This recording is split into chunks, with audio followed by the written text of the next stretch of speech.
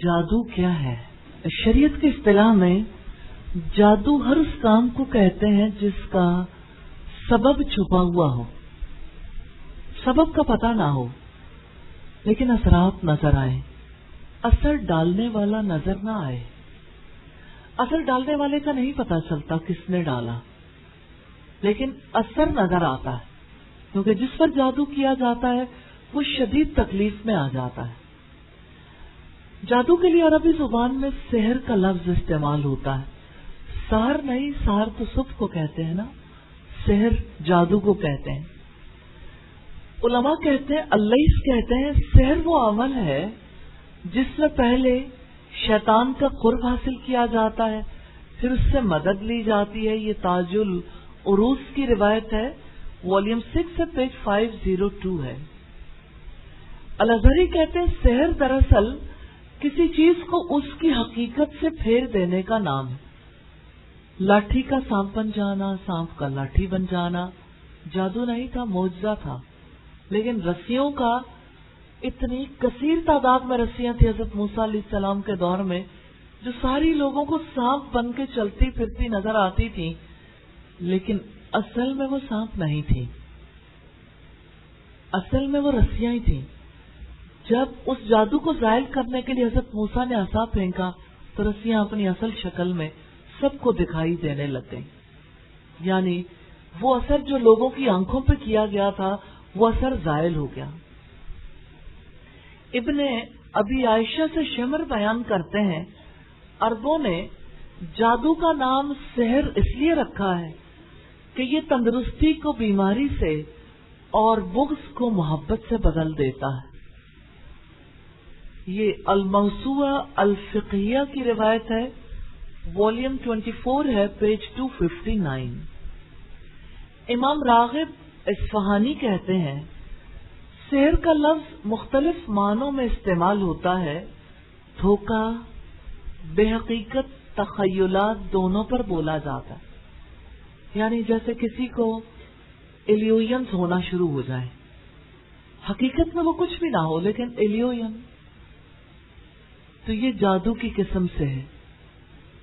اور اسی طرح سے دھوکہ ہونے کی جہاں تک بات ہے، جیسے دیکھا کسی اور کو ہے لیکن نظر کا دھوکہ، شکل کسی اور کی نظر آ رہی ہے۔ جیسے نفرت کا جادو جب کیا جاتا ہے نا، اور جب کسی لڑکی کے رشتے کی بندش کی جاتی ہے تو اس وقت ہر رشتہ دیکھنے کے لیے آنے والوں کو لڑکی چڑیل کی شکل میں نظر آتی ہے۔ اس کی شکل بالکل ٹھیک ہوتی ہے، اس نے خوبصورت بننے کی ہر کوشش کی ہوتی ہے، میک اپ بھی کیا ہوا ہے، جیولری پہنی ہوئی ہے، کپڑے بھی اچھے پہنے ہوئے، لیکن دیکھنے والے کو وہ خوبصورت کی بات تو بہت دور کی ہے، بدصورت لڑکی کے طور پر بھی نظر نہیں آتی، چڑیل کی شکل میں، یعنی اس کی شکل ہی بگڑ جاتی ہے، اور لوگوں کے دلوں کے اندر نفرت کے لیے خوف بٹھا دیا جاتا ہے۔ بندش جو کسی کے رشتے کی ہو، بندش جو کسی کے کاروبار کی ہو، بندش جو کسی کے تعلقات پر ہو، یہ سب جادو کی قسم میں سے ہے۔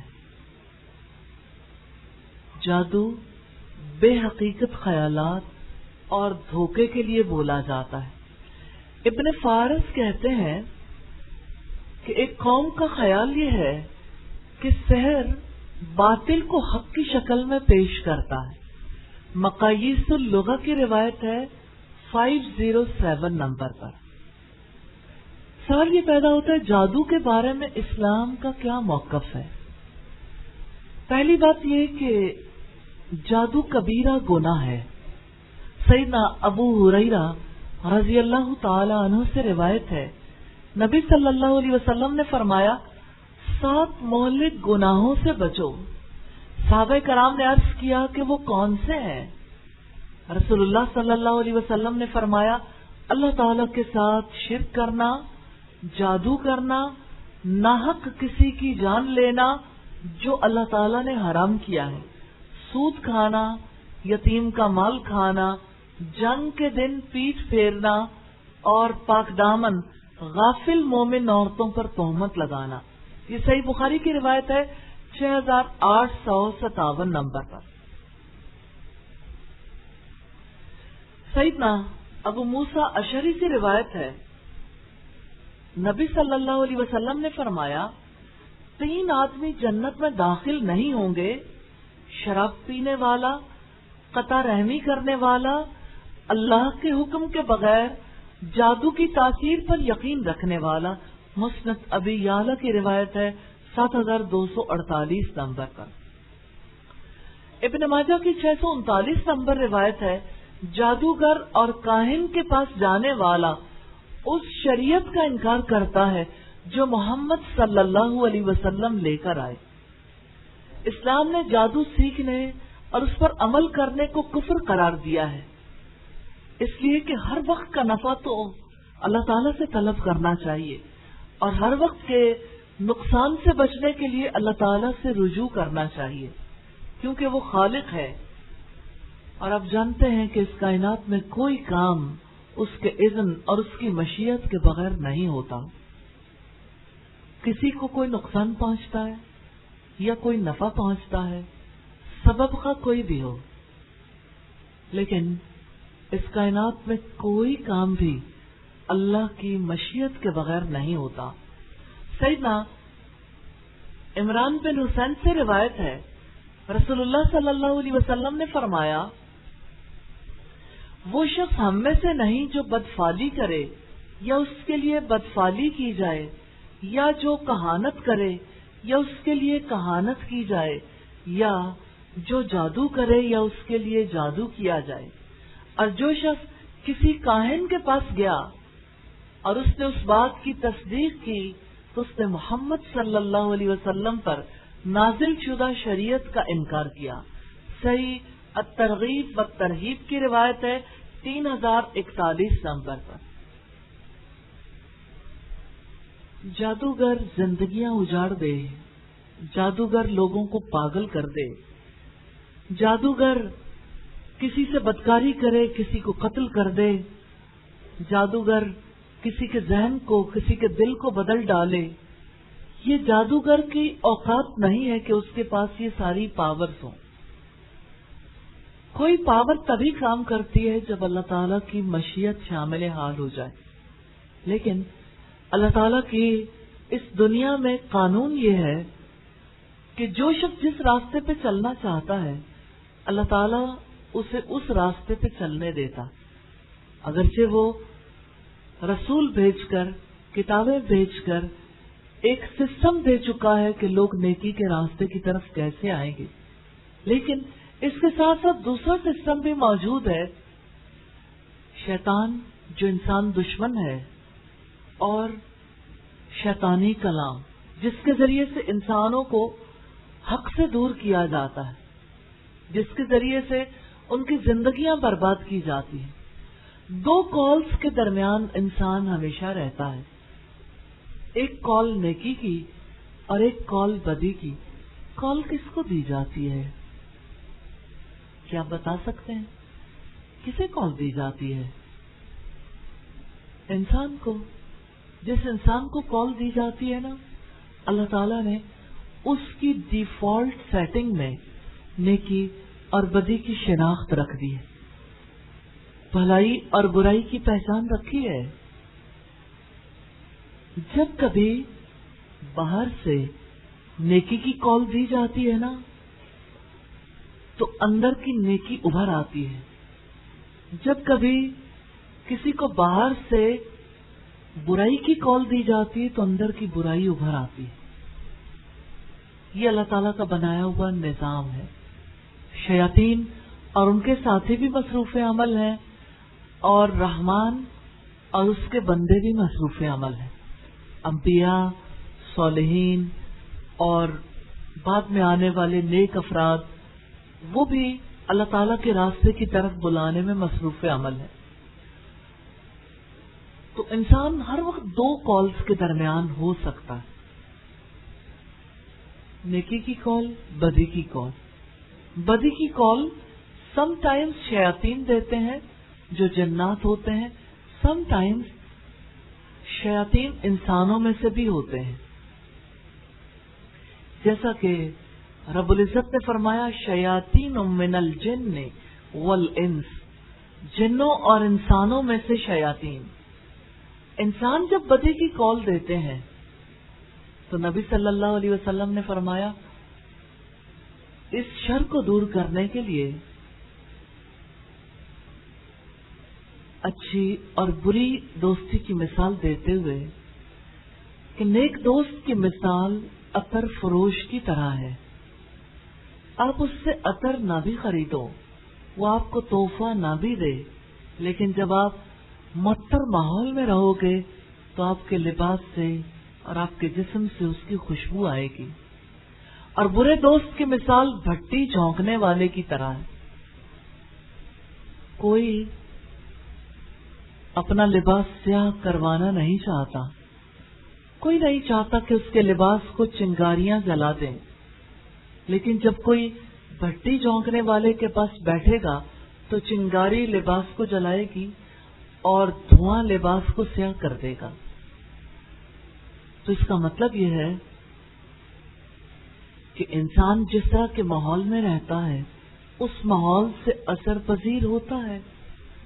اسی لیے نبی صلی اللہ علیہ وسلم نے فرمایا المرء علی دین خلیلہ، آدمی اپنے دوست کے دین پر ہوتا ہے۔ یہ دوستی ہے۔ دوستی کبھی بلند مقامات تک پہنچا دیتی ہے اور برے دوستوں کی دوستی انسان کو ذلیل اور رسوا کروا کے رکھ دیتی ہے۔ تو وہ لوگ جو برے دوستوں کے درمیان رہتے ہیں ان کا عقیدہ بھی متاثر ہوتا ہے، کیونکہ برے دوست ہر وقت کچھ نہ کچھ کہتے ہیں اور انسان کی ڈیفالٹ سیٹنگز میں خرابی آتی ہے۔ انسان برے دوستوں کے کلام سے، ان کی گفتگو سے، ان کے اعمال سے متاثر ہوتا ہے۔ تو وہ لوگ جو جادوگروں کے پاس جاتے ہیں انہیں جادوگروں کے بارے میں بھی ضرور جان لینا چاہیے۔ اسلام کا موقف یہ ہے جادوگر واجب القتل ہے، یعنی اس کا قتل کرنا واجب ہے۔ لازم ہے کسی سوسائٹی میں کسی جادوگر کو زندہ نہ رہنے دیا جائے۔ جو انسانی زندگیوں کے قتل پر ہر وقت آمادہ رہتا ہے، جو بدکاری کے کام کرتا اور کرواتا ہے، اس کو زندگی کا کوئی حق نہیں ہے۔ امام ابن منذر فرماتے ہیں کوئی شخص جب اس بات کا اعتراف کر لے کہ اس نے ایسے کلام کے ساتھ جادو کیا ہے جس میں کفر پایا جاتا ہے اور وہ اس سے توبہ نہیں کرتا تو اسے قتل کر دینا واجب ہے۔ اسی طرح اگر دلیل سے بات ثابت ہو جائے کہ اس نے واقعتاً کفریہ کلام کے ساتھ جادو کا عمل کیا ہے تو اسے قتل کر دینا ضروری ہوگا۔ اگر اس نے ایسے کلام کے ساتھ جادو کیا ہو جس میں کفر نہیں پایا جاتا تو اسے قتل کرنا جائز نہیں ہوگا۔ ہاں، اگر جادوگر نے جادو کے عمل سے جان بوجھ کر دوسرے شخص کو ایسا نقصان پہنچایا جس سے قصاص واجب ہو جاتا ہے تو اس سے قصاص لیا جائے، اور اگر نقصان سے قصاص لازم نہیں آتا تو اس سے دیت وصول کی جائے گی۔ یہ تفسیر قرطبی کی روایت ہے، والیوم 2 ہے، پیج 48۔ جادوگر واجب القتل ہے، اور جادوگر جو جادو کرتا ہے اور دوسرے کو نقصان پہنچاتا ہے تو قصاص لینا واجب ہے، یعنی جتنا کسی کا نقصان پہنچا اس نقصان کا بدلہ لینا واجب ہے۔ اور اگر نقصان سے قصاص لازم نہیں آتا تو جادوگر سے دیت وصول کی جائے گی، کیونکہ اس نے ایک زندگی برباد کی ہے۔ یہ کوئی چھوٹی بات نہیں ہے۔ بجالہ فرماتے کہ میں احنف بن قیس کے چچا ابن معاویہ کا کاتب تھا، اسی دوران میں ہمارے پاس سیدنا عمر کا فرمان پہنچا جسے انہوں نے اپنی وفات سے 1 سال پہلے لکھا تھا۔ 1 سال پہلے سیدنا عمر نے لکھا ہر جادوگر کو قتل کر دو، सोचे अगर ये हुक्म यहाँ आ जाए, हजारों लोग कत्ल हो जाए एक एक सिटी में, और पूरे पाकिस्तान में लाखों लोग कत्ल हो जाए जो जादू करते हैं। हर जादूगर को कत्ल कर दो। लिहाजा हमने एक ही दिन में 3 जादूगरों को कत्ल किया, और वो तो ऐसा दौर था जहाँ लोग अल्लाह ताला के बहुत करीब थे, इसी वजह से लोग जादू से बचते थे। ये अबू दाऊद की रिवायत है 3043 नंबर पर। सईदा हफ्सा के बारे में मनकूल है कि उन्होंने उस लौंडी के कत्ल का हुक्म दिया था जिसने उन पर जादू किया था, लिहाजा उसे कत्ल कर दिया गया। सईदा हफ्सा के बारे में आप जानती हैं, हफ्सा बिन्त उमर, नबी सल्लल्लाहु अलैहि वसल्लम की ज़ौजा मुताहरा, उन्होंने उस लौंडी को कत्ल करने का हुक्म दे दिया था जिसने उन पर जादू किया था। ये मुअत्ता की रिवायत है, मुअत्ता इमाम मालिक की 1672 नंबर पे। इमाम अहमद फरमाते हैं जादूगर को कत्ल करना रसूलुल्लाह के 3 सहाबा सईदना उमर, सईदा हफ्सा, सईदना जंदब से साबित है। तफसीर इब्न कसीर की रिवायत है, वॉल्यूम 1 है, पेज 144। यहाँ एक बात तवज्जो तलब है इस आयत के हवाले से। अल्लाह ताला ने फरिश्तों को जादू सिखाने के लिए मुतय्यन किया था, और जादू सीखना सिखाना हराम है। सवाल ये पैदा होता है क्यों? रब्बुल इज्जत ने फरमाया वमा उनज़िला अलल मलकैनि बिबाबिल हारूत व मारूत, और जो बाबुल शहर में, क्या आप जानते हैं बाबुल कहाँ पे है? कौन बताएगा जी? इराक में है। तो जो बाबुल शहर में 2 फरिश्तों हारूत और मारूत पर नाजिल किया गया, यहूदियों ने उस जादू की पैरवी की जो इराक के शहर बाबुल में 2 फरिश्तों हारूत और मारूत पर नाजिल किया गया था। उन फरिश्तों को अल्लाह ताला ने अपने बंदों की आजमाइश के लिए नाजिल किया था। ये फरिश्ते लोगों को जादू सिखाते थे। सोचें, फरिश्ते जिन्होंने कभी कोई गुनाह नहीं किया, वो लोगों को जादू सिखाते थे। तो क्या जानने की जरूरत नहीं है कि फरिश्ते क्यों जादू सिखाते थे? अल्लाह ताला ने उन्हें जादू सिखाने का हुक्म क्यों दिया था? बात यह कि हर शख्स उसी चीज की तरफ माइल होता है जिस तरफ उसकी रग़बत होती है। बनी इसराइल को जादू से रग़बत थी और अल्लाह के कलाम से रग़बत नहीं थी, इसलिए अल्लाह ताला ने उनके लिए जादू का रास्ता आसान कर दिया। जो वो चाहते थे उस सबब को पैदा कर दिया। ये उनकी चाहत थी, वो जादू सीखना चाहते थे, तो अल्लाह ताला ने उनके लिए जादू सीखना आसान कर दिया। रब्बुल इज्जत ने फरमाया वमा युअल्लिमानि मिन अहदिन हत्ता यक़ूला इन्नमा नहनु फितनतुन फला तकफुर।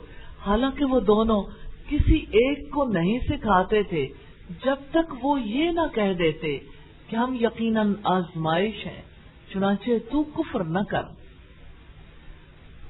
हारूत और मारूत इंसानों के वेल विशर थे, खैरखा थे, अल्लाह के हुक्म से जादू सिखाने आए थे।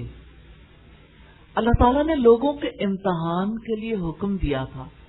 किसकी रग़बत जादू की तरफ है, फरिश्तों की आमद के बाद ये बात साबित हो जाने वाली थी। किसकी रग़बत कलाम की तरफ है, ये भी खुल जाने वाला था।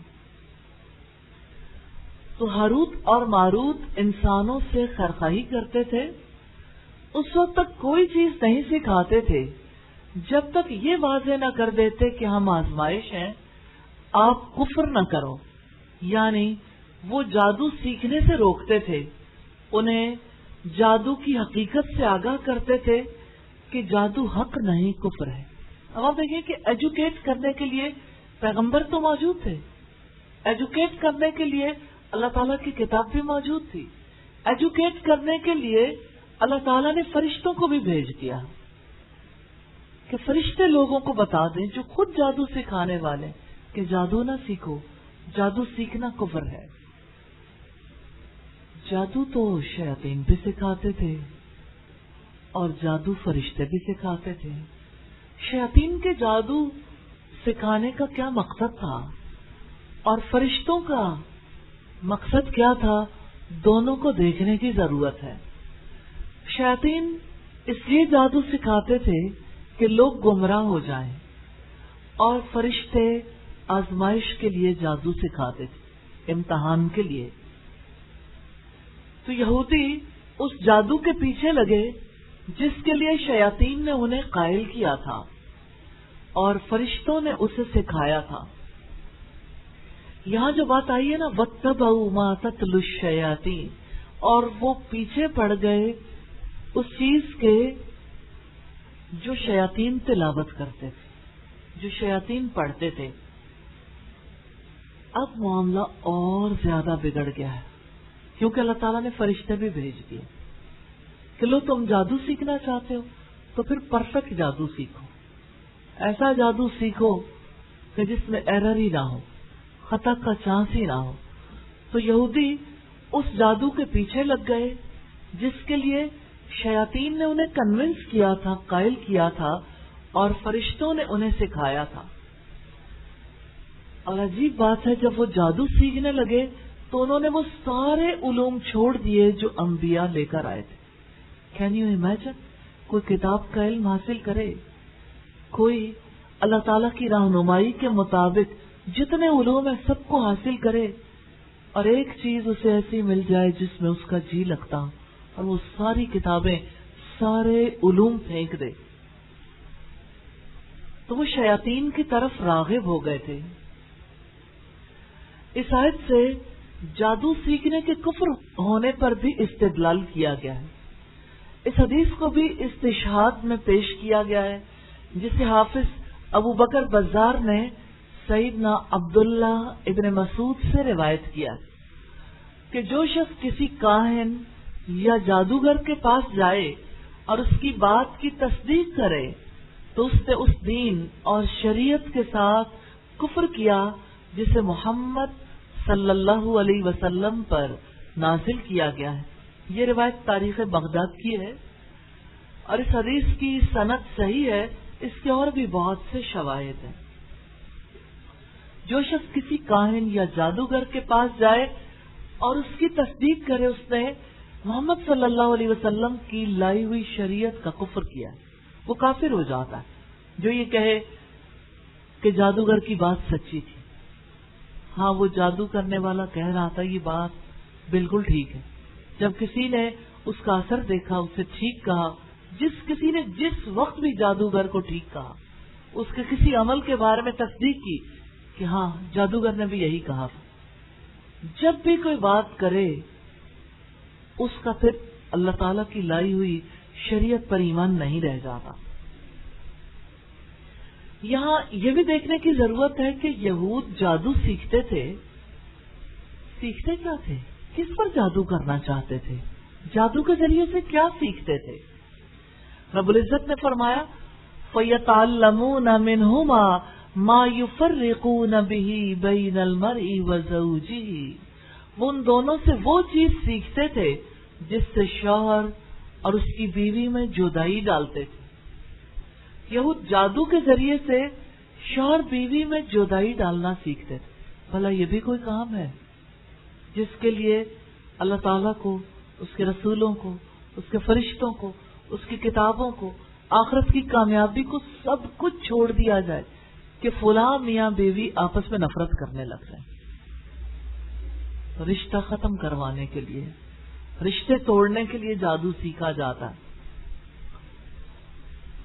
تو یہود جادو کے ذریعے سے شوہر بیوی میں جدائی ڈالنی سیکھتے تھے. وہ ایسا عمل سیکھتے تھے جو دلوں میں نفرت اور دشمنی کی آگ بھڑکا دیتا تھا. کیا آپ کو پتا ہے جب جادو ہو جائے نا، دو محبت کرنے والے ایک دوسرے کے سب سے بڑے دشمن بن جاتے.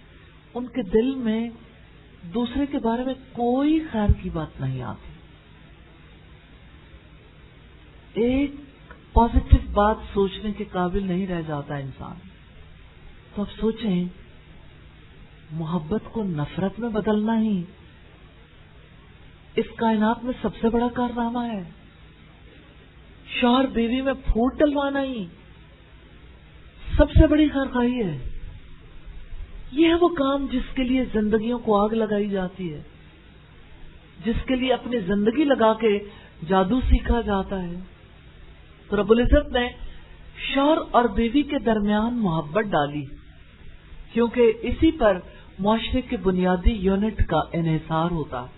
رب العزت نے فرمایا وَمِنْ آیَاتِهِ، اور یہ اللہ تعالیٰ کے سائنس میں سے ہے، اس کی نشانیوں میں سے. کتنی گہری بات ہے.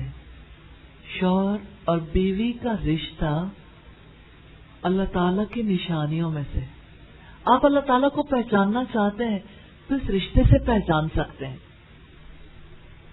وَمِنْ آیَاتِهِ أَنْ خَلَقَ لَكُم مِّنْ أَنفُسِكُمْ أَزْوَاجًا، یہ اللہ تعالیٰ کی نشانیوں میں سے ہے کہ اس نے تمہارے لیے تمہاری جنس ہی سے بیویاں پیدا کی. لِتَسْكُنُوا إِلَيْهَا، تاکہ تم ان سے سکون حاصل کر سکو. وَجَعَلَ بَيْنَكُمْ مَوَدَّةً وَرَحْمَةً، اور اس نے تمہارے درمیان محبت اور رحمت رکھ دی. إِنَّ فِي ذَلِكَ لَآيَاتٍ لِقَوْمٍ يَتَفَكَّرُونَ، یقیناً اس میں ان لوگوں کے لیے نشانیاں ہیں جو غور و فکر کرتے ہیں. تو یہود کی شوہر اور بیوی میں جدائی ڈالنے کی کوششیں ہیں، کس چیز کو انڈیکیٹ کرتی ہیں؟ اخلاقی زوال کو، معاشرتی زوال کو. کیونکہ ازدواجی تعلق کی درستگی انسانی تمدن کی روٹ ہے، جڑ ہے.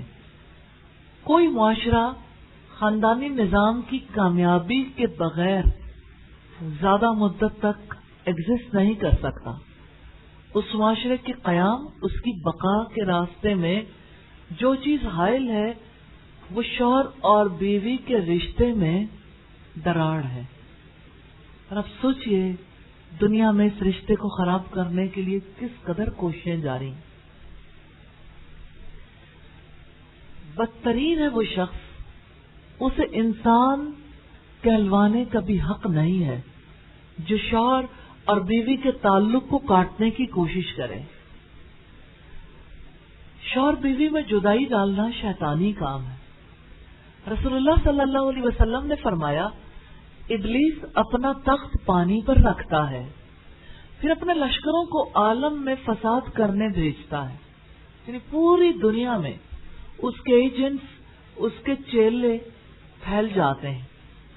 سو اس سے مرتبے میں زیادہ قریب وہ ہوتا ہے جو بڑا فساد ڈالے. کوئی شیطان ان میں سے آ کر کہتا ہے میں نے فلاں فلاں کام کیا، یعنی فلاں سے چوری کروائی، فلاں کو شراب پلوائی، فلاں ماں باپ اور اولاد میں آپس کے تعلقات خراب کیے.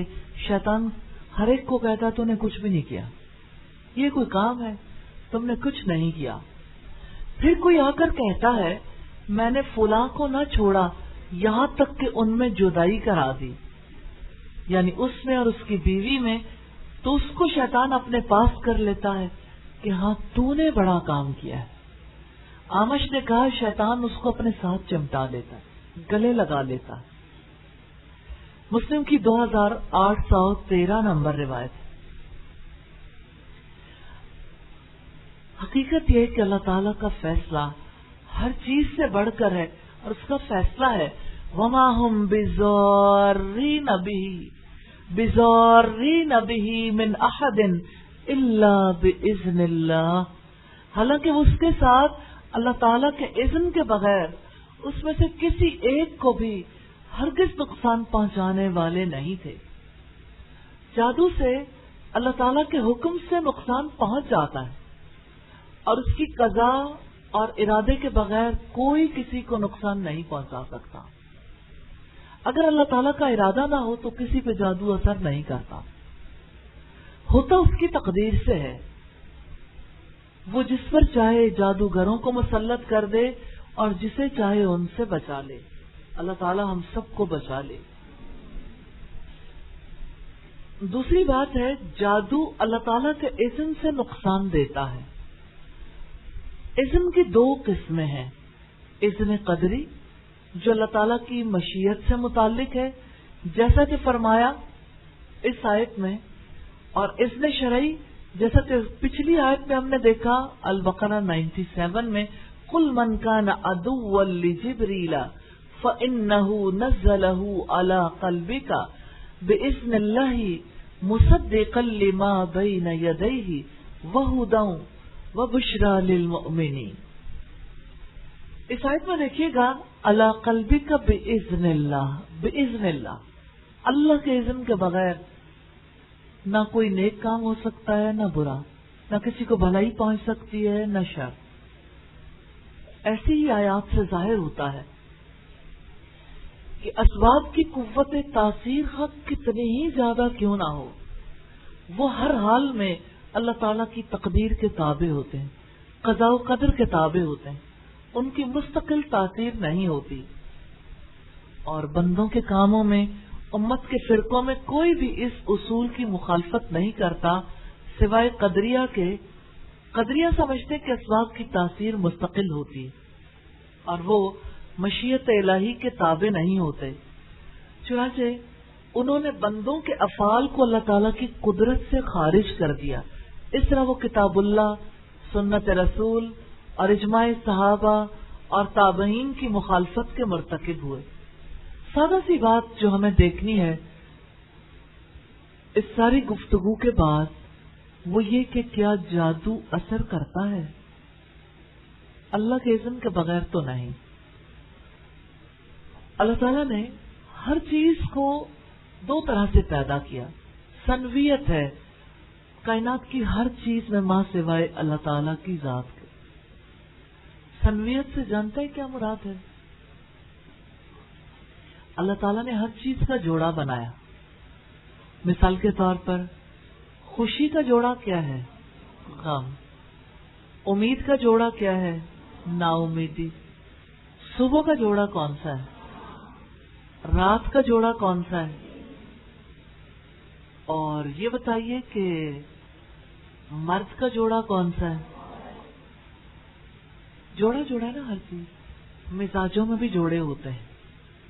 اللہ تعالیٰ نے ہر چیز کو جوڑے پر پیدا کیا۔ مثبت خصوصیات بھی ہوتی ہیں کسی چیز میں اور منفی بھی۔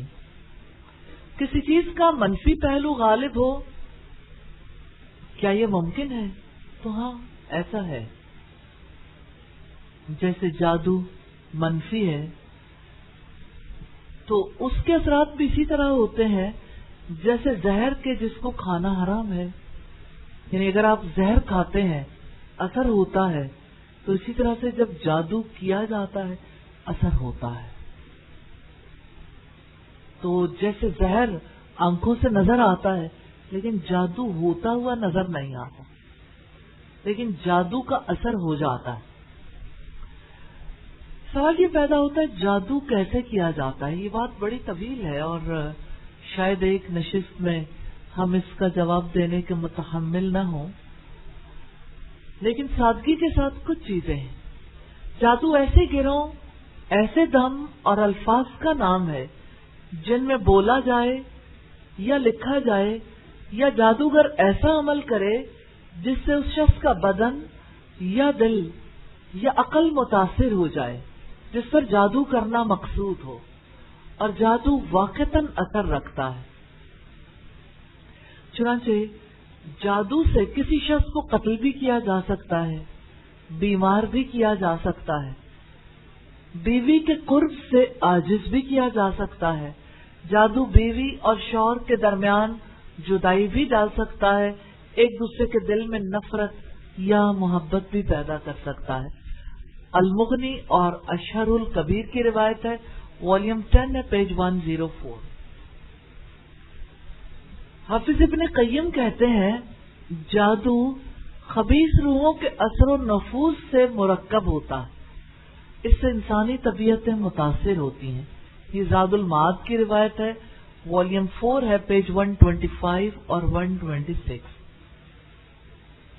کیا آپ جانتے ہیں کہ رسول اللہ پر بھی جادو کیا گیا تھا؟ وہ اللہ تعالیٰ کے رسول تھے اور ہیں اور رہیں گے. آپ پر جادو ہوا تھا. سیدہ عائشہ نے بیان کیا کہ بنی زریق کے ایک شخص یہودی لبید بن عاصم نے رسول اللہ پر جادو کر دیا تھا. اس کی وجہ سے نبی صلی اللہ علیہ وسلم کسی چیز کے متعلق خیال کرتے تھے کہ آپ نے وہ کام کر لیا، حالانکہ آپ نے وہ کام نہیں کیا ہوتا تھا. ایک دن یہ راوی نے بیان کیا ایک رات نبی صلی اللہ علیہ وسلم میرے یہاں تشریف رکھتے تھے اور مسلسل دعا کر رہے تھے. پھر آپ نے فرمایا عائشہ تمہیں معلوم ہے اللہ تعالیٰ سے جو بات میں پوچھ رہا تھا اس نے اس کا جواب مجھے دے دیا. میرے پاس 2 فرشتے جبریل علیہ السلام اور میکائیل علیہ السلام آئے.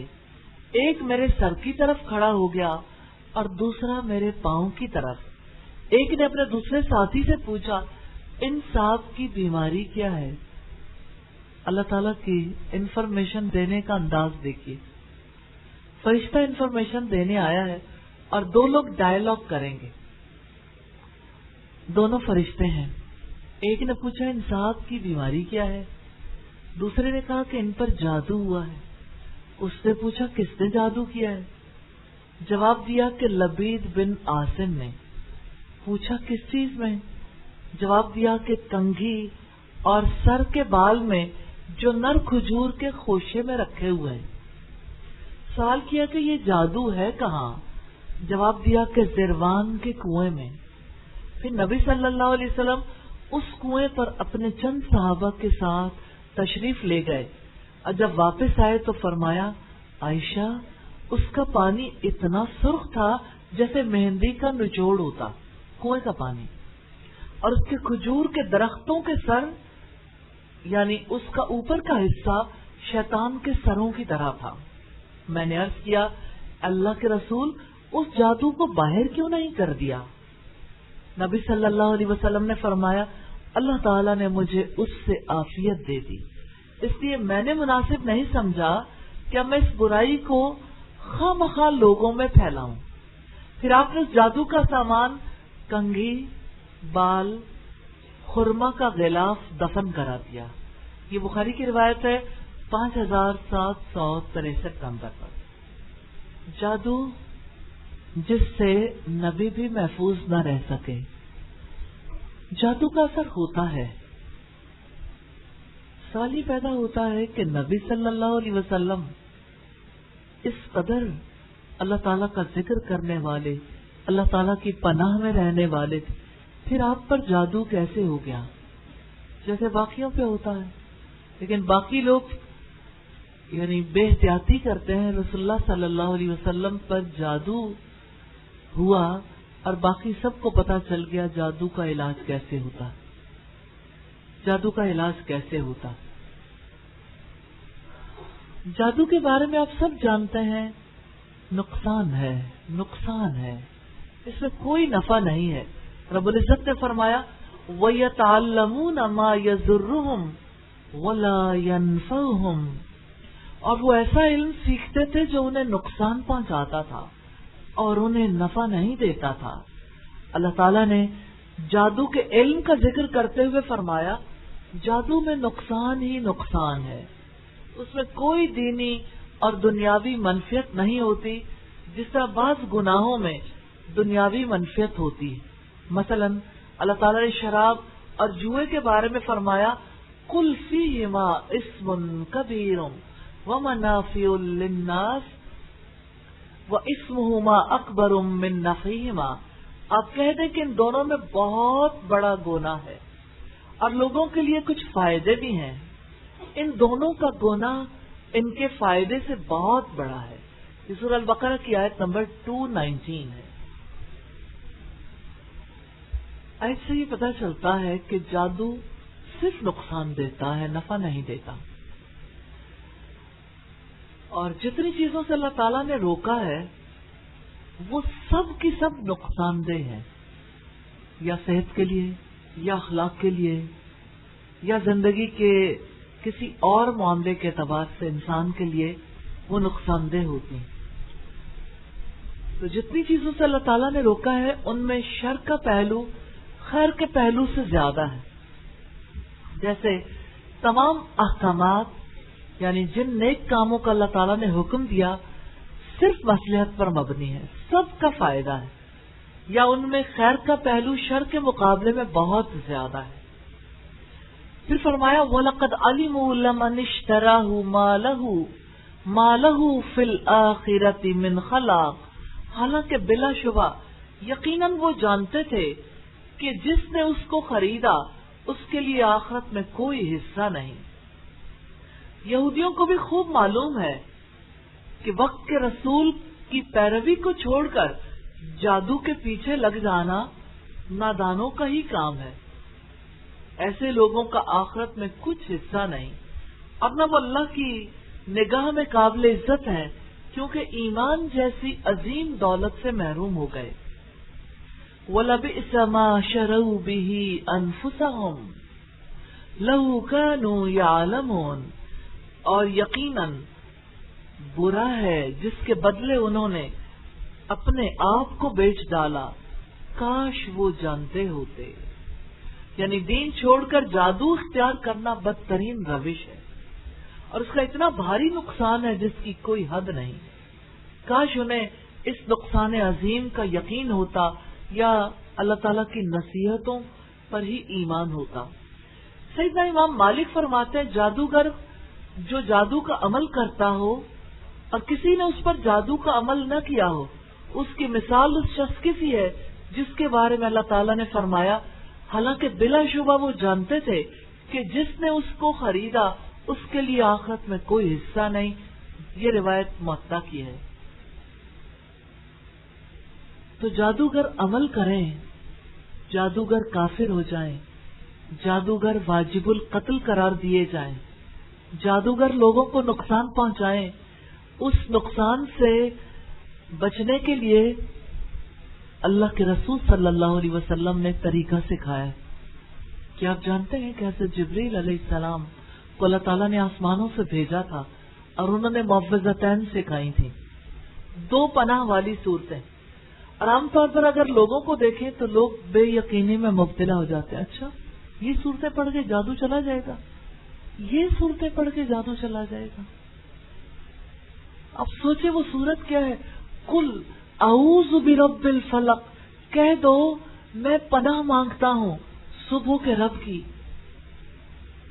جانتے ہیں اندھیرے کی گود سے صبح کو پھوڑ کر نکالتا ہے۔ قل اعوذ برب الفلق، کتنے وسیع پیمانے پہ پوری اندھیری رات چھا رہی ہوتی ہے اور وہ سب اندھیروں کو دور کر دیتا ہے، روشنی ہو جاتی ہے۔ تو جو رب اندھیری رات سے روشنی نکال سکتا ہے وہ مجھے میرے مشکل حالات سے نہیں نکالے گا، وہ مجھے برے اثرات سے نہیں بچائے گا۔ جو رب مکھی کے پیٹ سے شہد نکال سکتا ہے وہ رب میرے برے حالات، میری مشکلات سے نکال کر مجھے اچھے حالات میں نہیں لے جائے گا، ضرور لے جائے گا۔ بات یقین کی ہے۔ اور جادوگر چاہتا ہے کسی کا یقین نہ رہے اللہ تعالیٰ کی بات پر۔ جو جادو پر یقین رکھتے ہیں وہ بھی اس یقین کو ختم کرنا چاہتے ہیں۔ اسی لیے ہم آج کی اس نشست میں دیکھ رہے ہیں اللہ پاک کے فرمان کو۔ اللہ تعالیٰ نے فرمایا وَلَبِئْسَ مَا شَرَوْا بِهِ أَنفُسَهُمْ لَوْ كَانُوا يَعْلَمُونَ، اور یقیناً برا ہے جس کے بدلے انہوں نے اپنے آپ کو بیچ ڈالا، کاش وہ جانتے ہوتے کہ دین کو چھوڑ کر، اللہ کی کتاب کو چھوڑ کر جادو کو اختیار کرنا کتنا بدترین کام ہے، کتنا بھاری نقصان ہے۔ کاش انہیں عظیم نقصان کا یقین ہوتا، کاش وہ رب کی نصیحتوں کو مان لیتے۔ امام مالک فرماتے ہیں جادوگر جو جادو کا عمل کرتا ہو اور کسی نے اس پر جادو کا عمل نہ کیا ہو، اس کی مثال اس شخص کی ہے جس کے بارے میں قرآن فرماتا ہے وَلَقَدْ عَلِمُوا لَمَنِ اشْتَرَاهُ مَا لَهُ فِي الْآخِرَةِ مِنْ خَلَاقٍ، حالانکہ بلا شبہ یقیناً وہ جانتے تھے کہ جس نے اس کو خریدا اس کے لیے آخرت میں کوئی حصہ نہیں. یہاں تک پہنچ کے ہمیں یہ دیکھنا ہے جادو کے خطرے میں کون ہوتا ہے. چلے میں آپ سے پوچھتی ہوں، آپ جادو کے خطرے میں ہیں؟ ہو سکتے ہیں؟ آپ پر جادو ہو سکتا ہے؟ آپ کو یقین ہے آپ پر جادو ہو سکتا ہے؟ ہو سکتا ہے. ہر کوئی جادو کے خطرے میں ہے جب تک وہ رب سے دور ہے. جتنا کوئی انسان اپنے رب کے قریب آ جاتا ہے شیطان اتنا ہی دور چلا جاتا ہے. یعنی جو شخص رب سے دور ہو جاتا ہے وہ رب کی رحمت سے بھی دور ہو جاتا ہے اور رب کی لعنت کے قریب ہو جاتا ہے.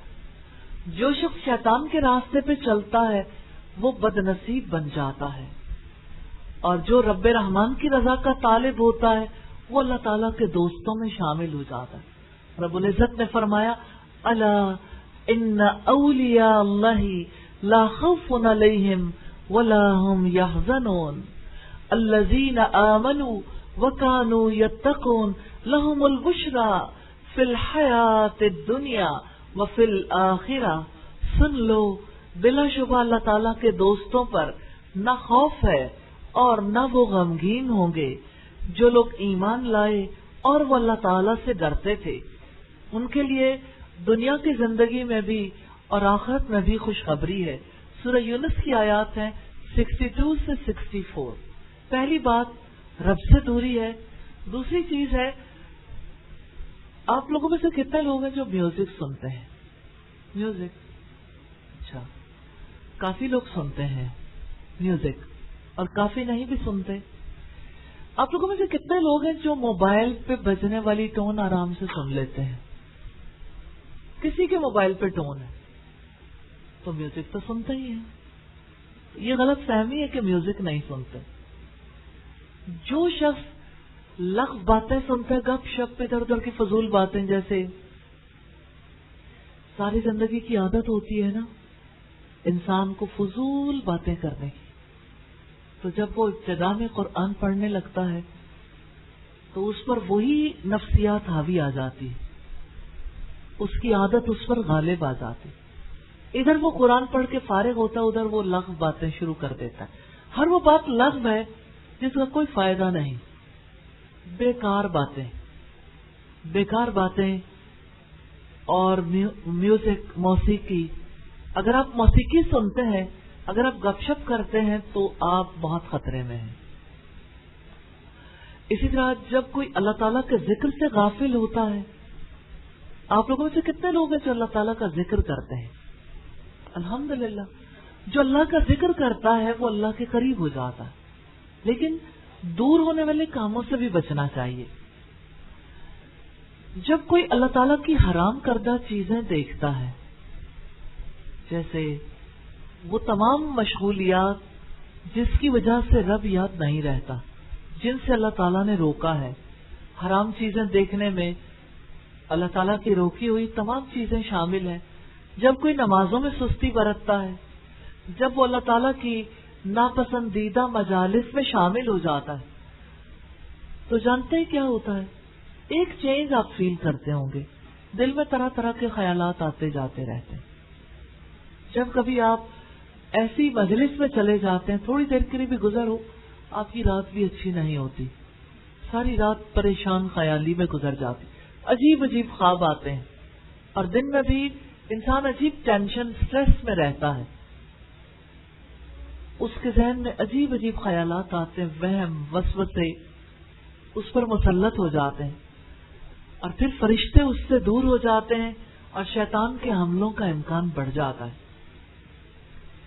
سورہ زخرف کی آیت نمبر 36 اور 37 میں ہے وَمَن يَعْشُ عَن ذِكْرِ الرَّحْمَنِ نُقَيِّضْ لَهُ شَيْطَانًا فَهُوَ لَهُ قَرِينٌ وَإِنَّهُمْ لَيَصُدُّونَهُمْ عَنِ السَّبِيلِ وَيَحْسَبُونَ أَنَّهُمْ مُهْتَدُونَ. بڑی اہم بات ہے. اور جو شخص رحمان کے ذکر سے اندھا بن جاتا ہے، ہم اس کے لیے ایک شیطان مقرر کر دیتے ہیں، چنانچہ وہی اس کا ساتھی بن جاتا ہے، اور بلا شبہ یقیناً وہ انہیں ضرور راہ حق سے روکتے ہیں، اور وہ سمجھتے ہیں کہ یقیناً وہ سیدھے راستے پر چلتے ہیں۔ سیدہ صفیہ بنت حیی رضی اللہ تعالی عنہما سے روایت ہے، رسول اللہ صلی اللہ علیہ وسلم نے فرمایا، بے شک شیطان انسان میں خون کی طرح گردش کرتا۔ صحیح بخاری کی 3281 نمبر روایت ہے۔ سیدنا عبداللہ سے روایت ہے کہ رسول اکرم کے سامنے ایک ایسے شخص کا ذکر کیا گیا جو صبح ہونے تک سویا رہتا ہو، تو آپ نے فرمایا یہ وہ شخص ہے جس کے کانوں میں، یا کہا کہ کان میں شیطان پیشاب کر جاتا۔ صحیح بخاری کی 3270 نمبر روایت۔ آپ لوگوں میں سے کتنے لوگ ہیں جو صبح فجر پڑھ کے پھر سو جاتے ہیں؟ تو آپ کے کان تو ناپاک ہوتے ہیں۔ جو اللہ کے رسول نے فرمایا وہ سچ ہے، اس میں کوئی جھوٹ نہیں ہے، کبھی جھوٹی بات آپ کہہ ہی نہیں سکتے۔ آپ صلی اللہ علیہ وسلم نے فرمایا، صبح ہونے تک سوئے رہنے والے کے لیے یہ وہ شخص ہے جس کے کانوں میں شیطان پیشاب کر جاتا ہے۔ ابن ابی سعید خدری اپنے والد سے روایت کرتے ہوئے فرماتے ہیں، آپ نے فرمایا، جب تم میں سے کسی آدمی کو نماز میں جمائی آئے تو تمہیں چاہیے جس قدر ہو سکے اسے روکو، کیونکہ ایسا نہ کرنے کی وجہ سے شیطان اندر داخل ہو جاتا ہے۔ یہ روایت صحیح مسلم کی ہے 7493 نمبر پر۔ آپ صلی اللہ علیہ وسلم نے فرمایا، جب تم میں سے کسی آدمی کو نماز میں جمائی آئے تو تمہیں چاہیے جس قدر ہو سکے اسے روکو، کیونکہ اگر نہیں روکو گے تو شیطان اندر داخل ہو جاتا ہے۔ نماز کی حالت میں شیطان اندر داخل ہوتا ہے، تو جب بھی منہ کھلے تو سمجھ لیں شیطان گیا آپ کے اندر۔ اگر کوئی مکھی اندر جائے تو آپ کی کیا کیفیت ہوگی؟ الٹی کرنے کو دل نہیں کرے گا، تو پورے کا پورا شیطان اندر ہے۔ اب وہ آپ کے ساتھ کیا کرے گا؟ شیاطین سے دوستی چھوڑ دیں، فرشتوں سے دوستی کریں، فرشتوں سے دوستی کے گر سیکھیں۔ سیدہ جابر رضی اللہ تعالی عنہ سے روایت ہے، میں نے سنا رسول اللہ صلی اللہ علیہ وسلم سے، آپ فرماتے تھے، ابلیس کا تخت سمندر پر ہے، وہ اپنے لشکروں کو بھیجتا ہے لوگوں کو بہکانے کے لیے، تو بڑا شخص اس کے پاس وہ ہے جو بڑا فتنہ کرے، یعنی لوگوں کو بہت بھڑکائے۔ مسلم کی 2813 نمبر روایت ہے۔ اس سے پتہ لگتا ہے جو بات بے بات بھڑک جاتا ہے، جس کو غصہ بہت آتا ہے، آگ لگ جاتی ہے نا، چھوٹی چھوٹی باتوں پہ ریئیکٹ کرتا ہے، تھوڑا سا غصہ آیا، اس نے زیادہ اظہار کیا اور غصہ آ گیا، تو شیطان اس پر قبضہ کر لیتا۔ ہم نے چند ایک باتیں دیکھی کہ جادو کے خطرے میں کون ہوتا ہے، تو خطرے کے مقامات کو ضرور یاد رکھیے گا، غور کریں اور اللہ تعالیٰ سے دعا کریں، ان مقامات سے بچنا ہے انشاءاللہ۔ اسی طرح سے یہ دیکھنے کی بھی ضرورت ہے کہ جادو کا علاج کیا ہے۔ سب سے پہلی چیز یہ ہے کہ جادو کا علاج کرنے کے لیے معوذتین، 2 پناہ والی صورتیں نہایت مجرب ہیں، نفع بخش ہیں۔ حدیث میں ہے، صحیح حدیث ہے کہ شیطان کو بھگانے کے لیے آیت الکرسی اعلیٰ پائے کا عمل ہے، یعنی ایک تو معوذتین اور دوسرے آیت الکرسی۔ دوسری چیز اللہ تعالیٰ سے پناہ مانگنا، جیسا کہ اللہ تعالیٰ نے قرآن پاک میں ہمیں ہدایت کی ہے، وَإِمَّا يَنزَغَنَّكَ مِنَ الشَّيْطَانِ نَزْغٌ فَاسْتَعِذْ بِاللَّهِ، اور اگر شیطان کی طرف سے آپ کو کوئی اکساہٹ ہو تو آپ اللہ تعالیٰ کی پناہ مانگیں۔ سورہ حامیم السجدہ کی آیت نمبر 36 ہے۔ تیسری چیز اللہ تعالیٰ کا تقوی ہے، اللہ تعالیٰ کے احکامات اور اس کے نواہی کی حفاظت، یعنی اللہ تعالیٰ سے اس کے عذاب سے ڈر کے اس کے روکے سے رکنا. جو اللہ رب العزت سے ڈرتا ہے اللہ تعالیٰ اس کی حفاظت فرماتا ہے, اسے کسی اور کے حوالے نہیں کرتا. شیاطین کے حوالے وہی ہوتا ہے جس سے اللہ کی حفاظت ختم ہو جاتی ہے. جب کبھی آپ دیکھیں نا کہ آپ کی سوچ ادھر ادھر ہونے لگی تو آپ جان لیں کہ اللہ تعالیٰ کی حفاظت مجھ سے ختم ہو گئی. کیا ختم ہوئی؟ استغفار کر لیں, اللہ کی حفاظت طلب کر لیں. سوچ پہلے بھٹکتی ہے, پورا انسان بعد میں بھٹکتا ہے. ایک انسان کی سوچ جب بہکتی ہے نا, بھٹکتی ہے, تو وہ ارد گرد والوں کی سوچ بھی بھٹکا دیتا ہے. آپ دیکھتے ہوں گے کہ یوں ہی شیطان گدگدی کرتا ہے, چلو ذرا فلاں بات فلاں سے شیئر کر لو. کسی نے کہا کہ اچھا بولتے نہیں, چلو سلپ پہ لکھ کے دے دیتے. اب وہ ایک نے پڑھا, اس نے اپنے آپ پہ مشکل سے قابو پایا, دوسرے نے, تیسرے نے, چوتھے نے. یعنی یہ طریقہ کار نارملی آپ سکولز میں, کالجز میں, یونیورسٹیز میں دیکھتے ہیں. سلپ پاس کر رہے ہیں لوگ, میسجنگ کر رہے ہیں, یعنی کلاس روم میں بیٹھے ہوئے موبائل پہ چیٹ ہو رہی ہے, اور انگوٹھے اس قدر ماہر ہیں کہ ویسے بظاہر ٹیچر کو دیکھ رہے ہیں اور انگوٹھے سارا کچھ لکھ رہے ہیں. یہ سلسلہ بھی جاری رہتا ہے. تو جس کی توجہ بٹ گئی اس کو جان لینا چاہیے اللہ تعالیٰ کی حفاظت اٹھ گئی. اللہ تعالیٰ کی حفاظت میں نہیں ہے اب اس کا خطرہ بہت بڑھ گیا. تو جو اللہ سے ڈرتا ہے اللہ تعالیٰ اس کی حفاظت فرماتا ہے, اسے کسی کے حوالے نہیں کرتا. بہت خوبصورت روایت ہے, آیت ہے سورہ طلاق کی, وَمَن يَتَّقِ اللَّهَ يَجْعَل لَّهُ مَخْرَجًا. جو اللہ تعالیٰ سے ڈرتا ہے وہ اس کے لیے مشکلات سے نکلنے کا راستہ بنا دیتا. ریلی بہت بڑا یقین ہے جو آپ کے اندر اتر سکتا ہے. اللہ کا تقوی اختیار کر لیں, آپ کے لیے زندگی میں کوئی مشکل نہیں رہے گی. اللہ تعالیٰ آپ کو ہر مشکل سے نکال دے گا انشاءاللہ, کیونکہ اللہ کا وعدہ ہے ان اللہ لا یخلف المیعاد. اللہ تعالیٰ کبھی اپنے وعدے کی خلاف ورزی نہیں کرتا. وَمَن يَتَّقِ اللَّهَ يَجْعَل لَّهُ مَخْرَجًا. اب کسی پہ جادو ہو گیا, جادو سے وہ کیسے نکلے؟ یہ آیت یقین سے دل کو بھر دیتی ہے, زندگی بھر جاتی ہے. وَمَن يَتَّقِ اللَّهَ يَجْعَل لَّهُ مَخْرَجًا. جو اللہ سے ڈرتا ہے اللہ تعالیٰ اس کے لیے مشکلات سے نکلنے کا راستہ بنا دیتا ہے. نہیں پتا چلتا انسان کو آگے اندھیرا ہے, کہاں جائے, کچھ پتا نہیں, آگے کچھ نہیں ہے, نکلنے کا راستہ خود نہیں بنا سکتے, اللہ تعالیٰ بنا دے گا. یہ اللہ کا وعدہ ہے. پھر چوتھی چیز اللہ تعالیٰ پر توکل ہے, اللہ تعالیٰ پر اعتماد, اللہ تعالیٰ پر بھروسہ. رب العزت نے فرمایا وَمَن يَتَوَكَّلْ عَلَى اللَّهِ فَهُوَ حَسْبُهُ. جو اللہ تعالیٰ پر توکل کرتا ہے اللہ تعالیٰ اس کے لیے کافی ہو جاتا ہے. توکل کرنا سب سے زیادہ آسان ہے کہ انسان یہ جان لے میں نہیں کر سکتا, تو یہ تو وہ جانتا ہے, لیکن وہ اپنے کمزور وجود اور اپنی بڑی مشکلات کو اللہ تعالیٰ کے حوالے کر پریکٹیکلی یوں اپنی مشکلات کو امیجن کر کے کہ یا اللہ میں نے یہ ساری مشکلات آپ کے سپرد کر دی.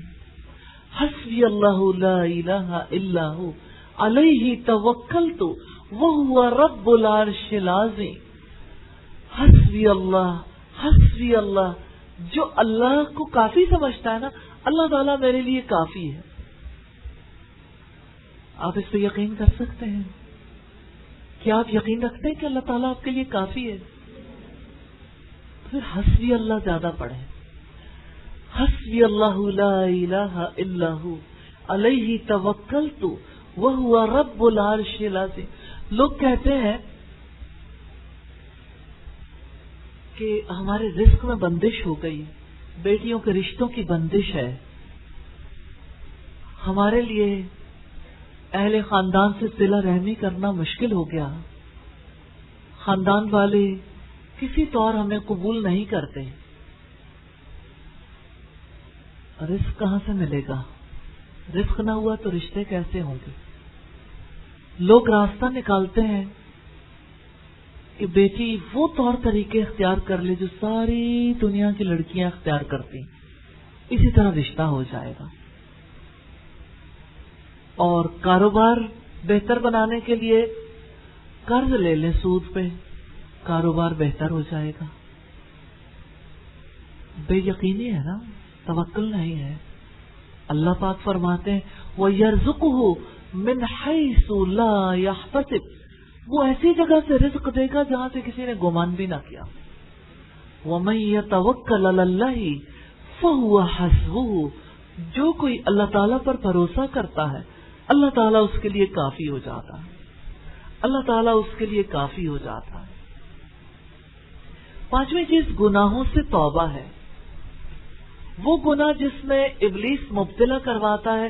رب العزت نے فرمایا وَمَا أَصَابَكُم مِّن مُّصِيبَةٍ فَبِمَا كَسَبَتْ أَيْدِيكُمْ، اور جو مصیبت تمہیں پہنچی ہے تو اس وجہ سے ہے جو تمہارے ہاتھوں نے کمایا ہے. یہ سورہ شورى کی آیت نمبر 30 ہے. جادو، حسد اور بلاؤں کو دور کرنے میں صدقے کی تاثیر بڑی عجیب ہے. ریلی صدقہ بلاؤں کو ٹال دیتا ہے، یہ بہت سچی بات. صدقہ کرنے والا اور خاص طور پر اللہ تعالیٰ کے لیے جو جانور ذبح کر دیتا ہے، اللہ تعالیٰ کے لیے کسی جانور کا صدقہ کرتا ہے. پھر اسی طرح سے صدقہ کرنے کی تو بہت سی قسمیں، کو مال دیتا ہے، خیرات کر دیتا ہے، کوئی کسی بیمار کا علاج کروا دیتا ہے، کوئی کسی یتیم کے لیے اس کے معاملات کی کفالت کر لیتا ہے.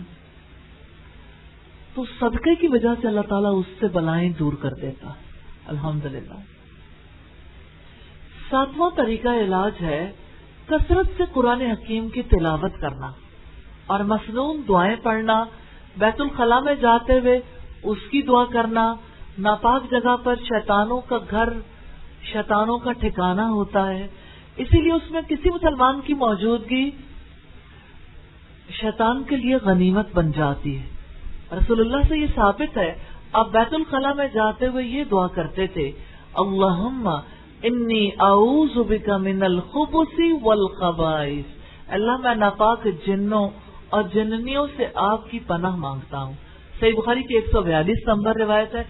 8واں کام ہے جادو نکلوانا اور اس کو ختم کرنا. یہ تب ممکن ہے جب جادو واقع ہو جائے، تب علاج کروایا جائے. 9واں کام ہے آیت الکرسی پڑھنا. 10واں کام ہے ڈاکٹر سے رجوع کرنا. ڈاکٹر سے رجوع کرنا اس لیے ضروری ہے کہ جادو کی وجہ سے کچھ بیماریاں پیدا ہو جاتی. سم ٹائمز ایلیوژنس عجیب طرح کے آنے شروع ہو جاتے ہیں.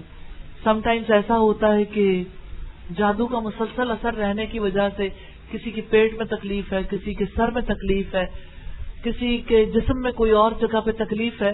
جو بھی تکلیف ہو اس کے لیے ڈاکٹر سے ضرور رجوع کرنا چاہیے. عمومی طور پر لوگ اس کو اپنے لیے ضروری خیال نہیں کرتے. وہ سمجھتے ہیں کہ ٹھیک ہے ہم جادو کا علاج تو کر چکے، دعائیں بھی کر رہے ہیں، اب علاج کروانے کی کیا ضرورت ہے؟ بیماری جو جادو کی وجہ سے پیدا ہو گئی.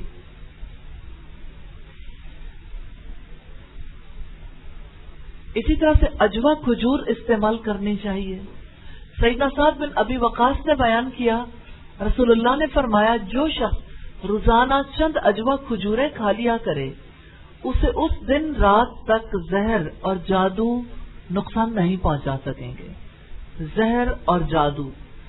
علی بن عبداللہ مدینی کے سوا دوسرے راوی نے بیان کیا کہ 7 کھجوریں کھا لیا کرے. یہ بخاری کی روایت ہے 5768 نمبر پر. اصل بات یہ کہ اجوا کھجور، اور وہ بھی مدینہ کی اجوا کھجور ہے جس میں جادو کے توڑ کی بہت زیادہ تاثیر پائی جاتی. یہ اجوا کھجور ایسی ہے جو دل کی بیماریوں کا علاج بھی ثابت ہوئی ہے. جب اس کو گٹھلیوں کے ساتھ پیس کر استعمال کیا جاتا ہے تو بہت زیادہ اس کی تاثیر بڑھ جاتی ہے. ویسے بھی انسان کی صحت کے لیے کھجور بہت نافع ہے. نفع مند چیز ہے تو اس کو استعمال کرنا چاہیے. تو یہ طریقے ہیں چند ایک جادو کے علاج کے لیے. ان سارے طریقوں کو اختیار کرنا ضروری ہے. اللہ تعالیٰ سب کو توفیق عطا فرمائے. اسی طرح سے جادو کے توڑ کے لیے کچھ دعائیں ہیں، کچھ آیات ہیں. ان آیات کی وجہ سے اللہ تعالیٰ کی رحمت ہو جاتی، اس کی وجہ سے اللہ تعالیٰ شفا عطا فرما دیتے ہیں. سب سے پہلے سورہ الفاتحہ، جس کا نام ہی سورہ شفا ہے. سورہ شفا کو ضرور پڑھنا چاہیے. اور نبی صلی اللہ علیہ وسلم کے ایک صحابی نے بتایا، جب کسی کے سانپ کاٹے کا علاج وہ کر رہے تھے کہ 7 دفعہ سورہ الفاتحہ پڑھ کے دم کیا تھا تو اسے شفا ملی تھی. اسی طرح سے سورہ البقرہ شیطان کا توڑ ہے. سورہ البقرہ کی گھر میں تلاوت کرنا یا سورہ البقرہ کی تلاوت لگانا شیاطین کو بھگانے کا ذریعہ ہے. اسی طرح رقیہ شریعہ ہے. سورہ البقرہ کی آیات 1 سے 5 تک. اسی طرح سورہ البقرہ کی آیت نمبر 102 جس کو ہم نے ابھی پڑھا. سورہ البقرہ کی آیت نمبر 163، 164، 163 اور 164. آیت الکرسی. سورہ البقرہ کی آیات ہے 285، 286. سورہ آل عمران کی آیات ہے 18، 19. سورہ الاعراف کی آیات ہے 54 سے 56 تک اور 117 سے 122 تک. سورہ یونس کی آیات ہے 81 سے 82. آپ لوگوں میں سے کون ہے جو ان آیات کو ضرور یاد کر لے گا؟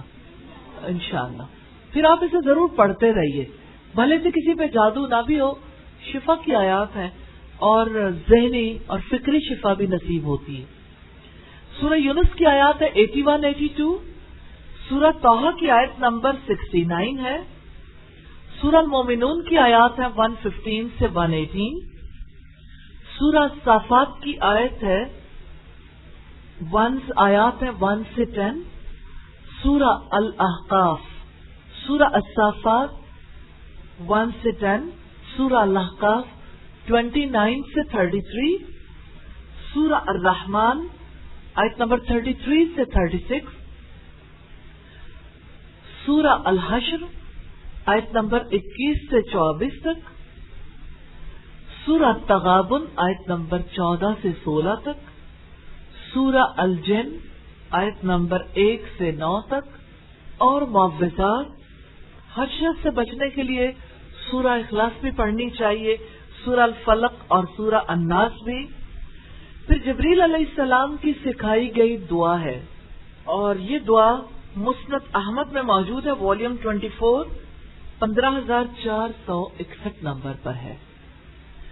دعا ہے اعوذ بکلمات اللہ التامات التی لا یجاوزہن بر ولا فاجر من شر ما خلق وزرع وبرا ومن شر ما ينزل من السماء ومن شر ما يعرج فيها ومن شر ما ذرا في الأرض ومن شر ما يخرج منها ومن شر فتن الليل والنهار ومن شر كل طارق إلا طارقا يطرق بخير يا رحمن. اسی طرح شدید جنات کے حملے سے بچانے والی دعا ہے اور یہ دعا مکہ امام مالک کی ہے 12 نمبر پر. اعوذ بوجہ اللہ العظیم الذی لیس شیء اعظم منہ وبکلمات اللہ التامات التی لا یجاوزہن بر ولا فاجر وباسماء اللہ الحسنى كلها ما علمت منها وما لم أعلم من شر ما خلق وبرأ وزرع. اسی طرح اپنا ہاتھ درد والی جگہ رکھ کر یہ دعا کرنا، 3 بار بسم اللہ پڑھنا اور 7 بار دعا کرنا اعوذ باللہ وقدرتہ من شر ما اجد واحاذر. یہ کچھ دعائیں ہیں جنات کے اثرات کو دور کرنے کے لیے. اللہ تعالیٰ سے دعا ہے ہر کسی کو اللہ تعالیٰ اس شر سے بچا کے رکھیں. اللہ تعالیٰ ان تمام سحر زدہ افراد کو شفا عطا فرمائے جو اس تکلیف میں مبتلا ہیں, اور اللہ تعالیٰ ان لوگوں کو ہدایت نصیب کرے جو لوگوں پر جادو کرتے ہیں, کرواتے ہیں, اور اللہ تعالیٰ جادوگروں کو اپنے انجام تک پہنچائے.